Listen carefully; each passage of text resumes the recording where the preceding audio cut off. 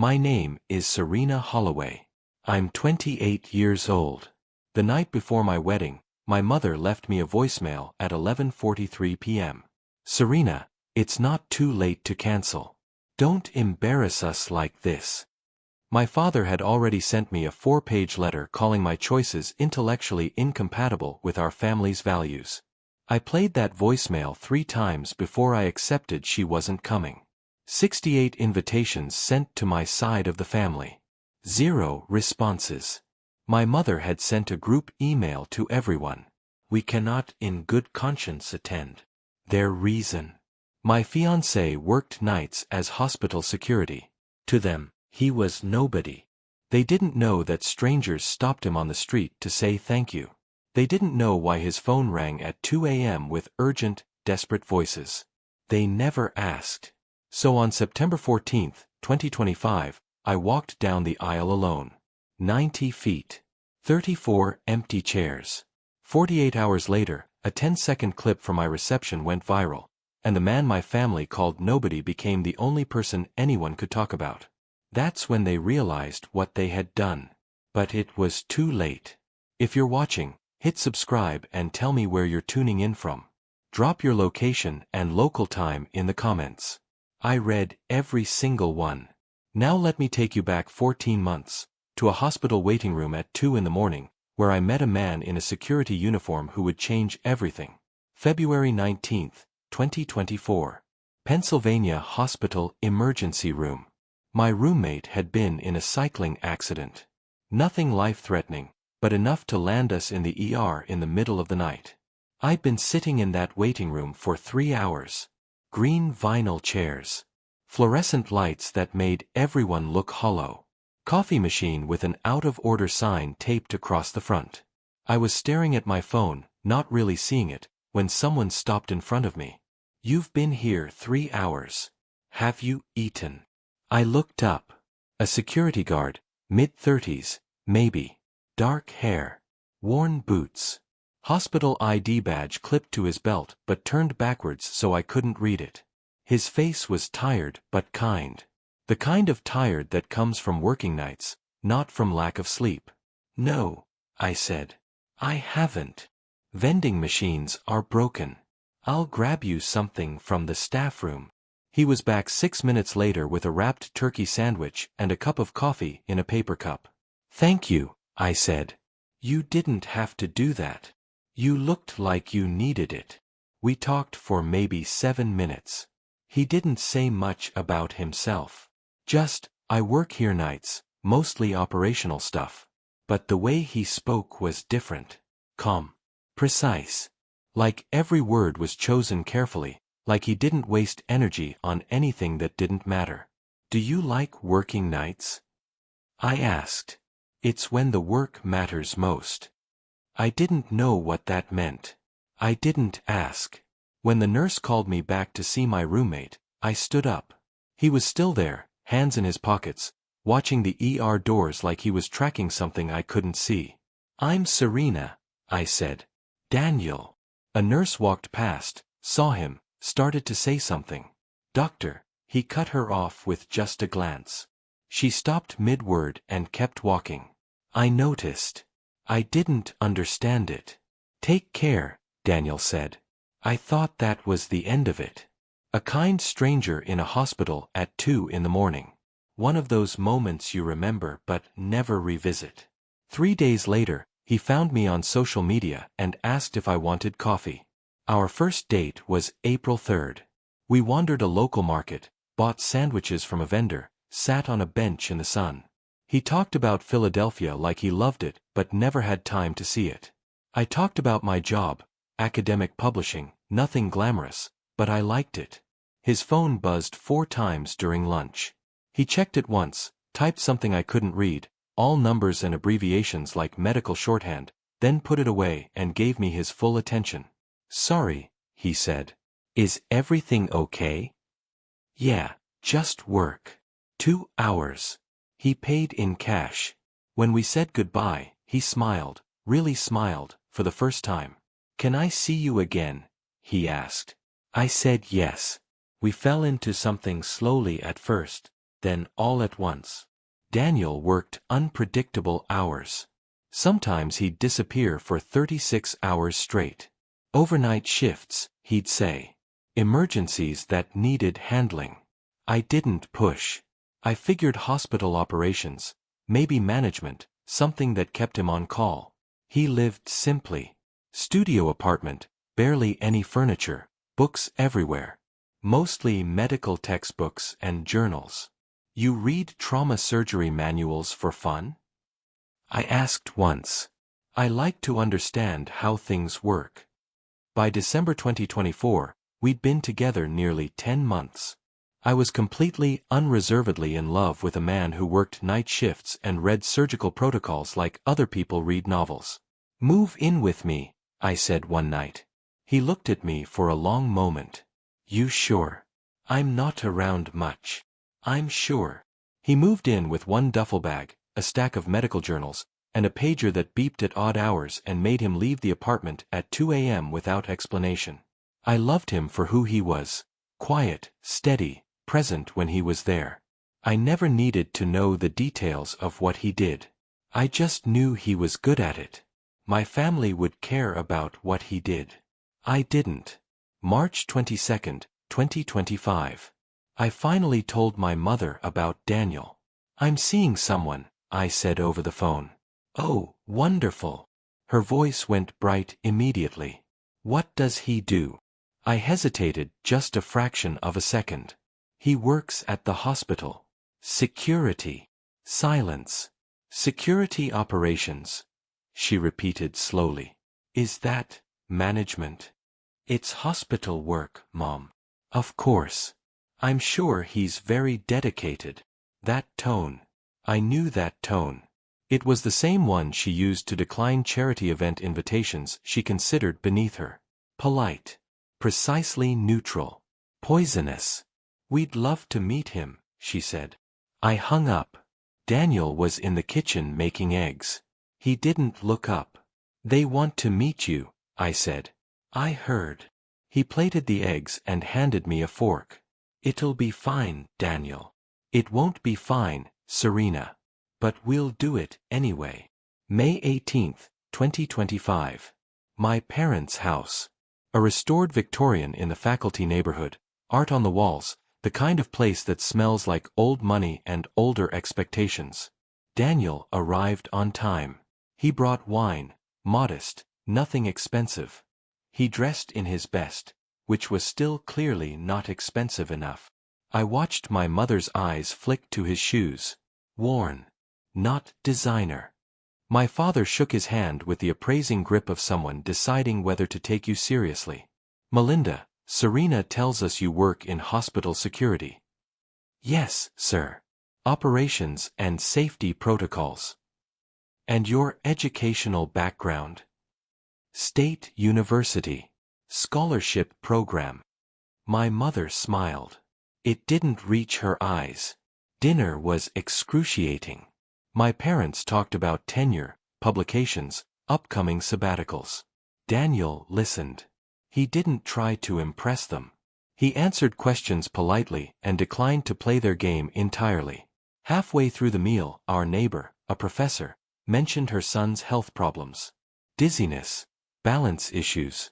3 different doctors, no clear answers. Daniel set down his fork. "Sounds like vestibular neuritis rather than standard vertigo. Has he seen an ENT specialist?" The table went quiet. "How did you know that?" my mother asked. "I work in a hospital. You pick things up." He didn't elaborate. He went back to his meal. My mother stared at him for 3 full seconds, then changed the subject. Dinner ended at 9:30. We drove home in silence. At 10:43, my phone lit up. "My mother, we need to talk about your future. Call me when you have a moment. This is important." Daniel reached over and held my hand. He didn't say it would be okay. He knew it wouldn't. June 3rd. My father's letter arrived. 4 pages, typed single-spaced, on his University Economics Department letterhead. "We raised you to value education, discourse, and intellectual partnership. We worry that a marriage built on such desperate foundations will not weather the challenges of time. This isn't about love. It's about compatibility of life paths. Daniel seems like a kind man, but kindness alone cannot bridge the gap between your world and his. We say this because we love you and want you to have a partner who can meet you where you are, intellectually, socially, professionally. The word desperate appeared 3 times. I called Daniel. He was at work. I could hear the sounds of a hospital in the background, monitors beeping, distant voices calling out. My dad sent me a letter, I said. I told him all of it. He listened without interrupting. Then he asked, "Do you want to marry me?" Yes. Then we get married. That was it. No anger. No defensiveness. Just quiet certainty. I loved him more in that moment than I ever had. June 10th. My mother invited me to coffee. I showed up thinking we'd actually talk. Maybe argue. Maybe find some middle ground. She'd brought someone. Serena, this is Dr. Tyler Ashford. His mother and I serve on the same board. Tyler, this is my daughter. Tyler stood, smiled. Hospital badge clipped to his belt like a credential display. Perfect pedigree. Summers in the right places. I sat down because walking out immediately felt too dramatic. I lasted 11 minutes. Tyler's family has a house in. I'm engaged, Mom. You're not married yet. I stood up, left my coffee untouched, and walked out. My mother didn't follow me. That was when I understood they weren't going to stop. The family group chat exploded. 23 unread messages by the time I checked. Has anyone actually met this man? I heard he works security. Night shifts. Melinda, Serena, always was independent. My brother didn't write in the chat. He posted on social media instead. A photo of a sunset. Caption: sometimes you just have to watch people make their own choices. 340 likes. Comments from family friends. I left the group chat. My mother added me back. I left again. Daniel came home once at 2:14 in the morning, his phone already ringing as he walked in. I woke up and heard him answer. His voice changed when he took those calls. Sharp. Focused. All business. How long? Okay, intubate. If SATs drop below 88, I'll be there in 12 minutes. Dressed and out the door in under 3 minutes. Back 6 hours later, exhausted. There was a small spot of blood on his shirt cuff. Barely visible. He saw me looking. Rough night, he said. I didn't ask. But I wondered. Security guards don't usually have blood on their cuffs. Security guards don't give orders about intubation. I pushed the thought away. July 22nd. I picked Daniel up from the hospital at 6:15 in the evening. He was standing outside the main entrance in scrubs. A nurse walked past, stopped when she saw him. Doctor, she started. The family in Bay 3 wants to thank you before they leave. Tell them I'll stop by.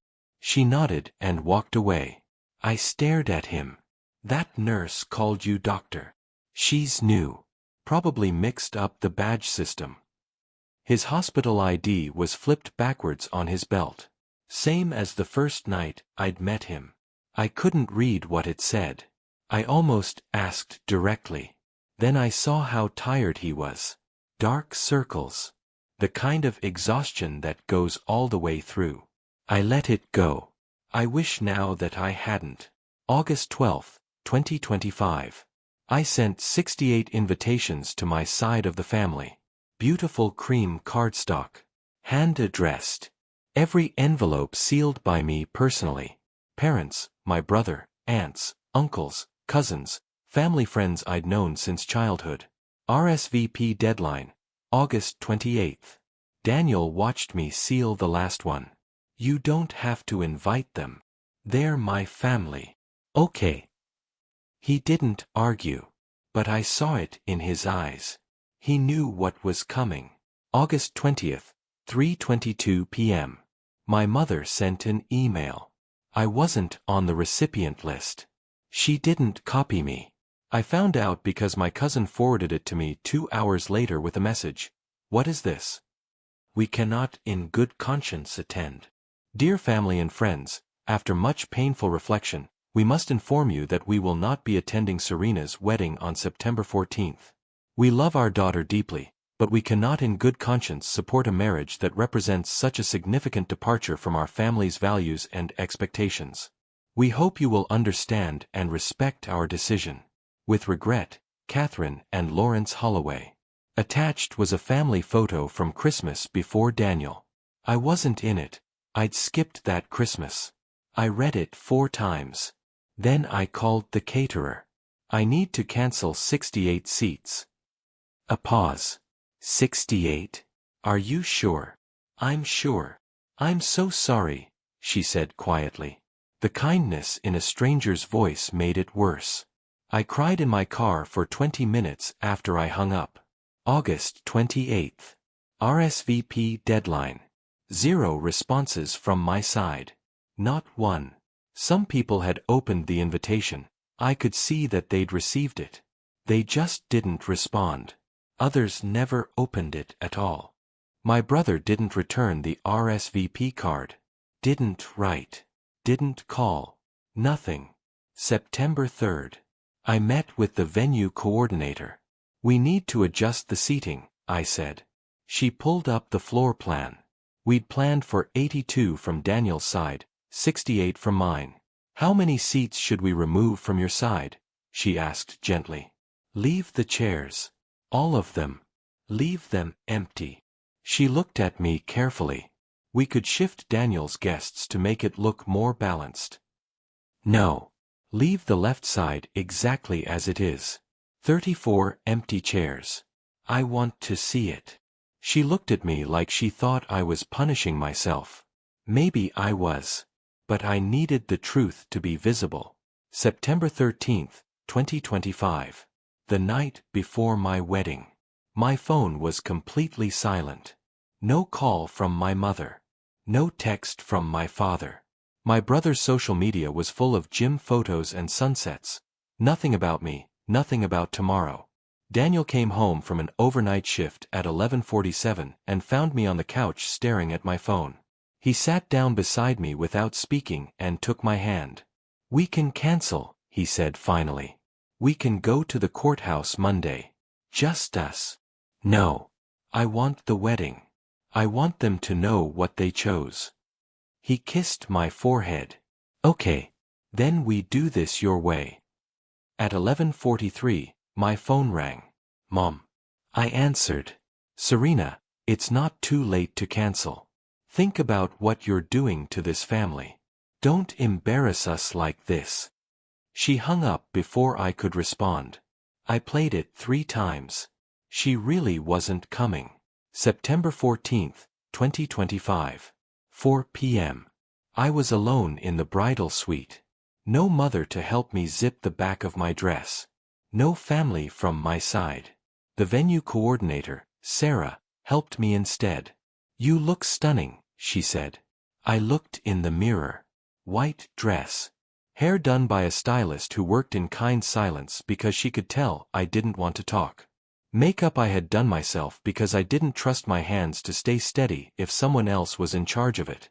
I looked beautiful. I looked alone. I checked my phone one more time. 0 messages. I turned it off. 4:02 p.m. The doors opened. The string quartet began playing. The song I had chosen 6 months ago when I still believed my father would walk me down the aisle. I stood at the threshold and looked out. Left side, 34 empty chairs. 34 programs sitting untouched on seats. 34 name cards at reception tables that would never be claimed. Right side, Daniel's people, standing, smiling, present. 82 people who loved him. His parents in the front row, working class, warm, there. His mother was already crying. Daniel stood at the altar in a navy suit. He saw me. His face broke open. He mouthed something. I couldn't hear it from 90 feet away. But I knew exactly what he said. I'm sorry. I'm so sorry. I started walking. 90 feet. No father. No brother. No one to hold my arm and tell me I was doing the right thing. Just me, white heels that hurt my feet, a bouquet I was holding too tightly, and 34 empty chairs watching me like witnesses. Every step felt like defiance. Every empty chair was a choice they had made. I kept walking. Daniel took my hands when I reached him. Both of us were shaking. Our officiant began the ceremony. We had written our own vows. Daniel went first. His voice cracked halfway through. I don't have much, he said. But what I have is yours. My time, my hands, my life. I see you, Serena. I've always seen you. I couldn't stop crying. My turn. You're enough, I whispered. You've always been enough. And I choose you today and every day after. The officiant smiled through her own tears. You may kiss the bride. Daniel cupped my face in his hands and kissed me like we weren't standing in a room with 34 empty chairs, like it was just the two of us. For one perfect moment, the emptiness didn't matter. The reception began at 4:35. Table 3, front left, 8 place settings with calligraphy name cards. My parents, my brother, my aunt, my uncle, my cousin, my mother's closest friend, my father's department colleague. 8 empty seats. Perfect table settings. Flowers. Champagne glasses that would never be touched. Daniel's family tried to fill the space with warmth.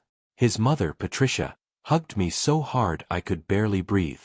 You're our daughter now, she said. You've always been enough for us. I smiled at her. Then looked at table 3. I couldn't help it. Every hour, I looked at that empty table twice. It was a wound that wouldn't stop. 6:33 p.m. First dance. We swayed. I could feel his heartbeat against my chest. I thought they'd come, I whispered. I know, baby. I know. We danced.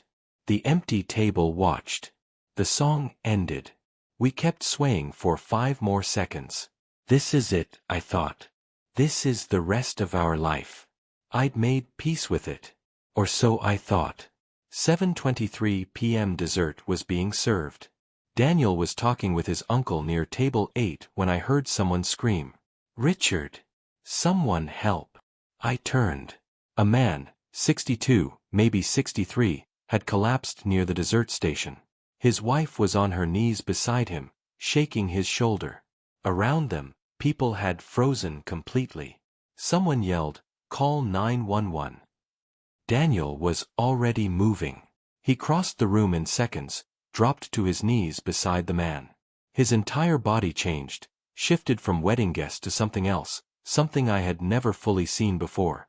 Someone call 911, he said, and his voice cut through the chaos like a blade. Tell them 62-year-old male, possible cardiac event, wedding reception at the horticulture center. He checked the man's pulse and airway. His hands moved with absolute precision, no hesitation, no fumbling. A woman ran over, one of Daniel's guests, someone I'd been introduced to earlier. She was wearing a cocktail dress and heels, but she moved like someone who knew exactly what to do. Dr. Cross, I have a defibrillator in my car. She was already moving toward the exit. Another man appeared beside Daniel, calm and immediate. Dan, do you want me on compressions? Get my medical bag from my car, back seat. And start oxygen if you have it. They moved like a unit. Like they'd done this 1,000 times before. Dr. Cross. The woman came back with the defibrillator, breathing hard from running. Dr. Cross, it's ready. Daniel didn't look up. Good. Charge to 200. Compressions, 2 inches deep, 100 per minute. Rotate every 2 minutes. The paramedics arrived. They saw Daniel. Something crossed their faces, immediate recognition. Dr. Cross, we've got it from here, sir. We'll transport to Penn. Daniel stood. Professional posture. Hands at his sides. His face completely calm. Not just calm, controlled. The composure of someone who had stood in exactly this position many, many times. A woman standing near me was filming on her phone. I didn't notice at the time. I was too busy staring at Daniel like I had never actually seen him before. Because I hadn't. The paramedics loaded the man onto a stretcher. Daniel rode with them to the hospital. 15 minutes. He came back at 8:10. I was standing near our table, waiting. "Is he okay?" I asked. "He'll be fine. A procedure tonight. Full recovery expected." I stared at him. Really, fully stared. "Everyone kept calling you doctor." Daniel looked at me. A long silence. 3 seconds. 5. "I am a doctor. You said you worked security." "I do, hospital safety systems, operations oversight." He paused. "But I'm also a trauma surgeon. Chief of trauma at Penn Medicine."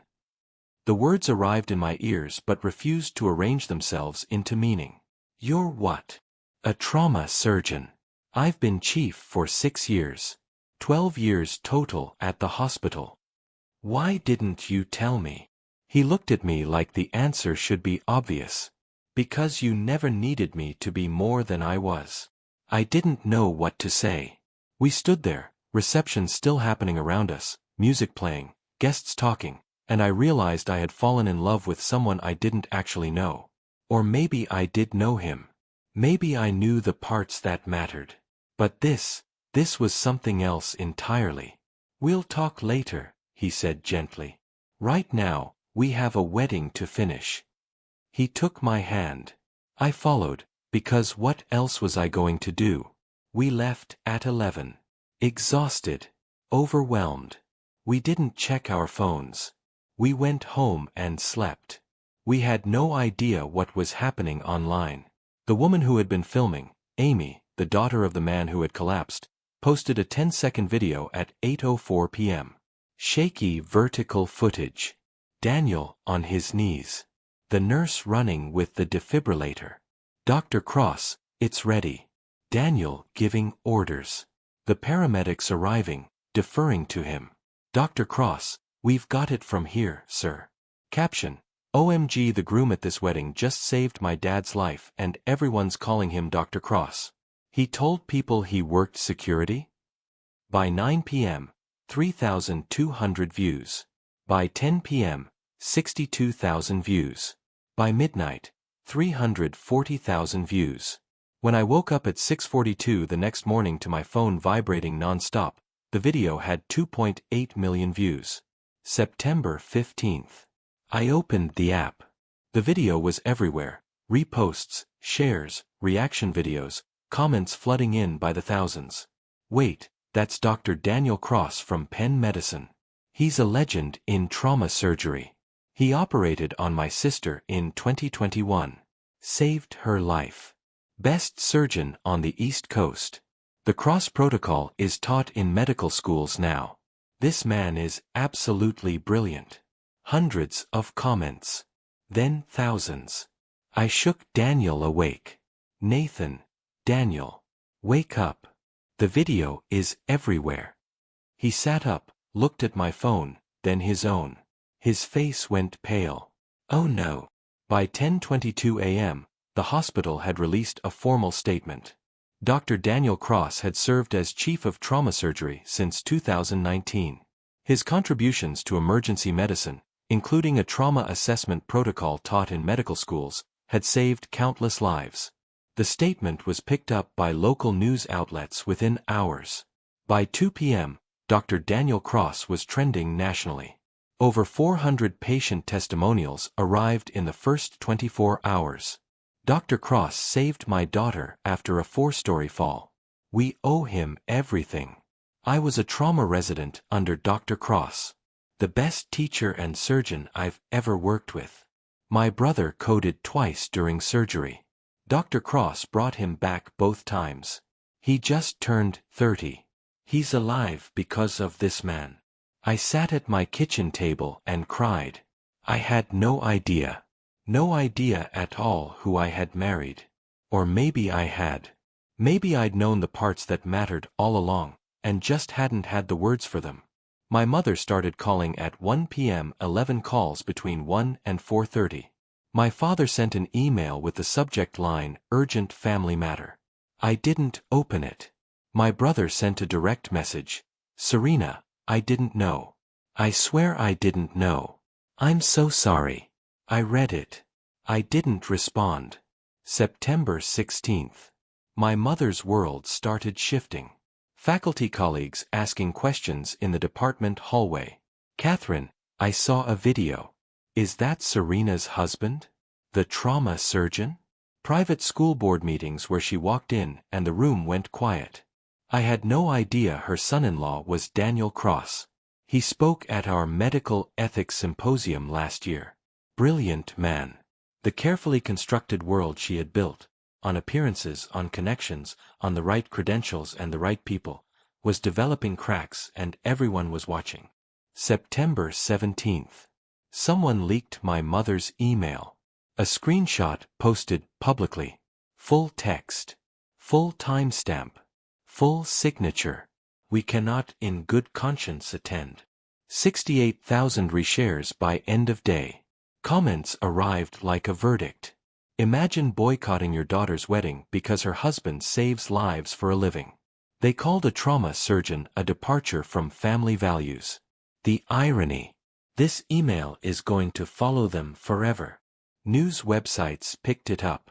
The internet found my mother's professional profiles. Comments began accumulating. I didn't have to do a single thing. The truth delivered its own consequences. September 18th through 25th. Daniel and I went to a cabin in the mountains. No cell service. A wood-burning stove. Hiking trails. Silence. We talked. Really, finally talked. Why didn't you tell me? I asked on the third day. We were on the porch. He had coffee. I had tea. The woods were completely still. Because you saw me, he said. Really saw me. Not the credentials. Not the title. Not what I could do or prove. Just me. And I didn't want to lose that. You wouldn't have lost it. Maybe. But I've spent my entire adult life being Dr. Cross, chief of trauma, the surgeon who developed the protocol, the person everyone calls when everything goes wrong. It's important work. But it's also exhausting being that person all the time. He looked at me steadily. You met me in a hospital waiting room at 2 in the morning. I was wearing a security uniform. I brought you a sandwich. And you talked to me like I was just a person. No expectations. No assumptions. Just a guy who worked nights. You lied to me, I said. I didn't lie. The man who brought me a sandwich at 2 in the morning. And yeah, that the was man wrong. Who held my hand I know that. When my family but Serena, me. For the first time in my adult life, down that someone loved me for who I was and not what I could chairs, choosing love to hold over everything else. Even I learned something that year. Some I was quiet for a long time. Some do. I'm still angry. Some just leave scars. Finally. And I that's know, okay. But I chose the man who saw my worst for before the world confirmed. We sat there until the sun went down. That's my story. October passed and in a blur. Do it all again. The viral video eventually faded. New stories, new headlines. The internet moved on. But the fallout for my family didn't stop. My mother's positions on charity boards became uncomfortable. Questions about judgment. My father's department colleagues didn't say anything directly, but the atmosphere shifted. My brother kept his distance. They tried to reach out. Emails, calls, letters. I didn't respond to any of them. Life moved forward. But something had permanently shifted. November 8, 2025. 7:12 p.m. My phone rang. Mom. I almost declined the call. My hand hovered over the button. I answered. Serena. Her voice was shaking. It's your father. He collapsed at a faculty event. They're taking him to Penn Presbyterian. His heart. They're saying. She broke off. Serena, please come. I need you. I looked at Daniel. He was already reaching for his keys. Let's go, he said. We arrived at 8:20. Penn Presbyterian ER waiting room.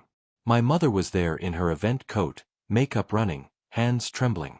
She saw me and broke down completely. Serena, I know you hate me. I know what we did was. Mom. Not now. Where is he? We sat and waited. At 9:15, a nurse emerged. Mrs. Holloway, your husband is in surgery. Dr. Cross is operating. My mother's face went completely white.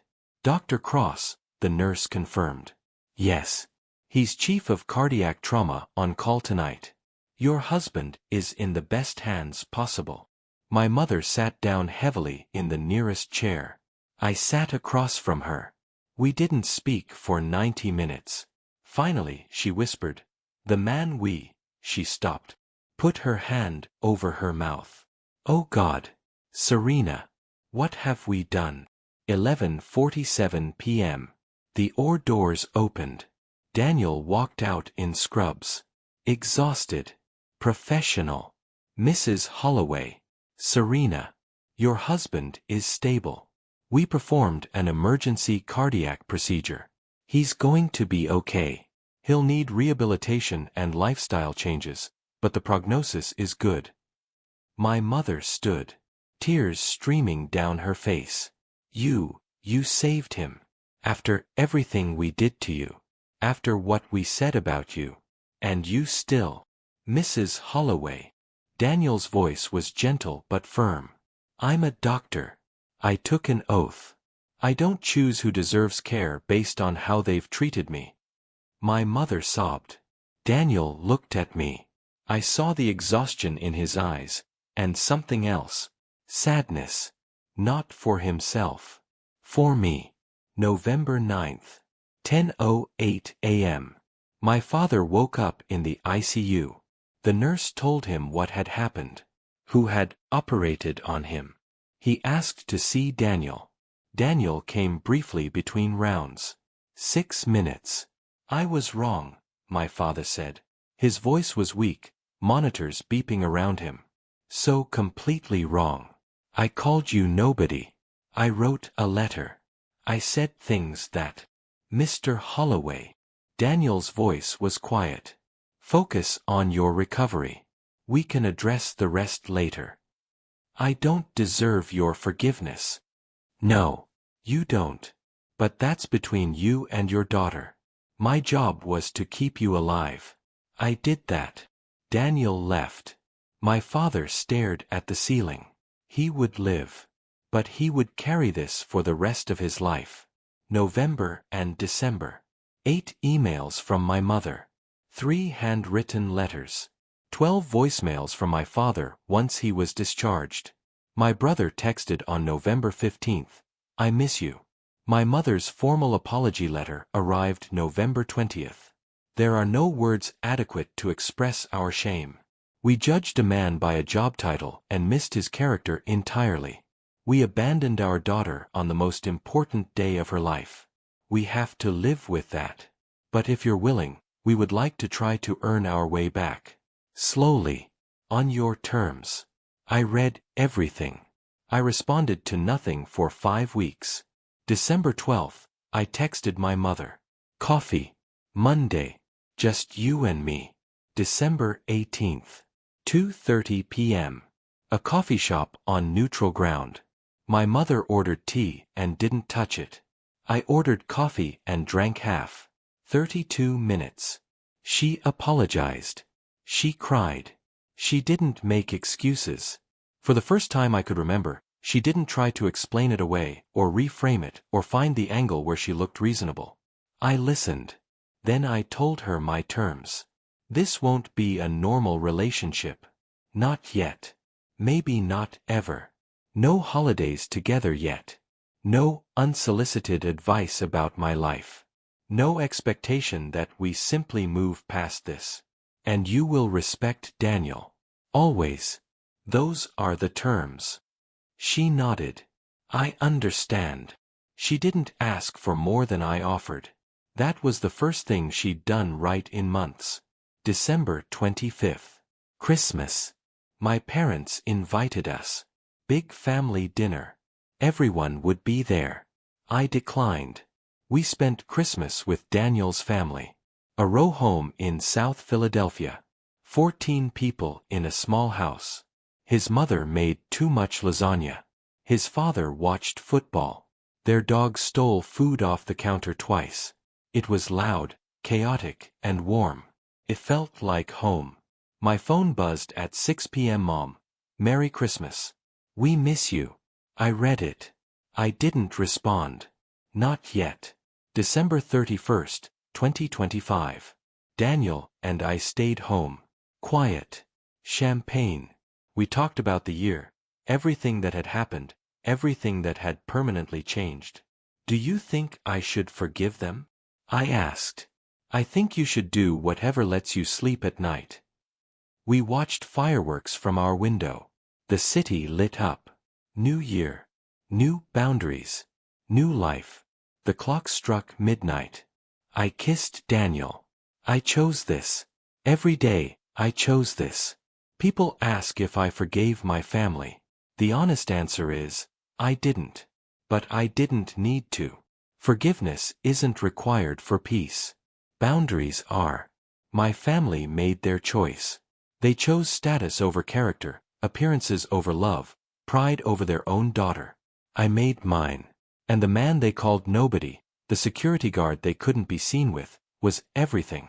He saw me when I had nothing to prove.